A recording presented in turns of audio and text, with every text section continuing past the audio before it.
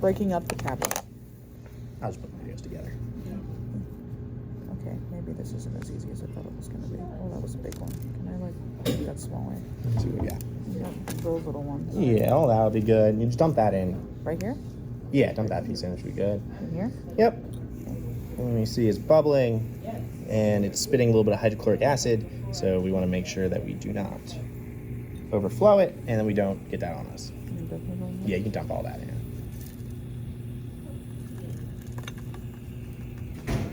In the beaker is hot water, and that's just sort of speeding up the reaction and helping that CO2 spit out.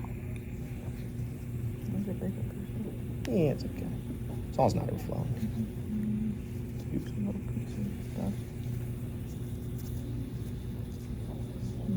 Yummy. Yeah, so you might not be able to see it, but it's spitting a bunch of hydrochloric acid all over here, so we got to be careful of that.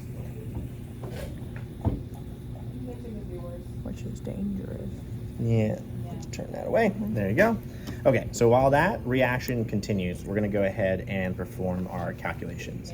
So we will convert the mass of the sodium bicarbonate to moles by multiplying by the molar ratio of CO2 and sodium bicarbonate, and then multiplying by the molar ratio of CO2 and sodium bicarbonate to get the number of moles of CO2, and then we'll convert that number to grams, and that's how we'll know how many grams of CO2 we expect to have. So the first question is, what is the molar mass of sodium bicarbonate? I'm gonna show it. Yeah. So to get the molar mass of sodium bicarbonate, we have to do 1 times the atomic mass of sodium, which I believe is 23, plus 1 times 1 for hydrogen, plus 1 times 12 for carbon, plus 3 times 16 for oxygen. And when you do that, you get 84.007 grams. And that's the molar mass there. Then we're going to go ahead and convert from grams to moles of sodium bicarbonate. Remember, if I'm going from grams to moles, I am going to divide by the by the molar mass, which is the same as multiplying by the reciprocal of the molar mass. So I'm going to do that 84.007, and I'm going to divide that by the value we got in the beginning, which was the I'm going to do 0.403. I'm going to divide that by 84.007, which is the flipped over version of the molar mass. And when you do that, you get 0.0048 moles of sodium bicarbonate.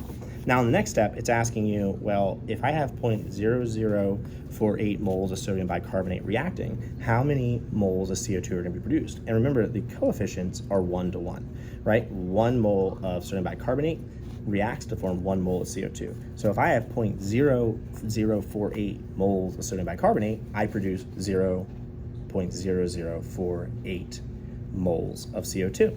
And so the amount of CO2 produced is going to be the same, 0.0048 moles. And then I'm going to go ahead and determine the molar mass of CO2. That's going to be 1 times 12 for carbon plus 2 times 16 for oxygen. That comes out to 44.01.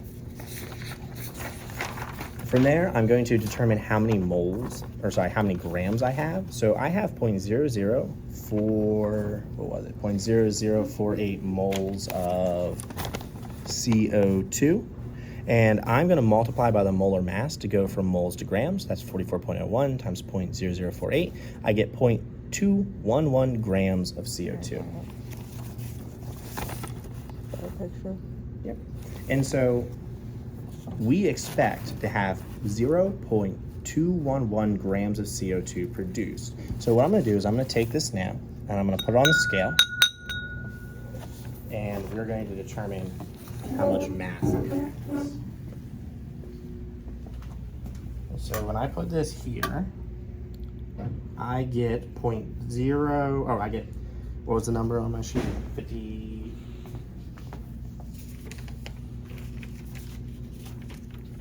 Should be right here. Okay, my bad. No, you're good. So I get 55.97 as the final mass. When I take the difference between the final mass and the initial mass that we have at the top of the other page, I get 0.25 grams. And so if I want to get the percent yield, I'm going to do 0.25 divided by how much I expected, 0.211, and my percent yield is 118%. Now, it's surprising that we got more. That means something went wrong probably in the measuring step, but that's okay because we have almost completely gotten all of the expected CO2. And that's it.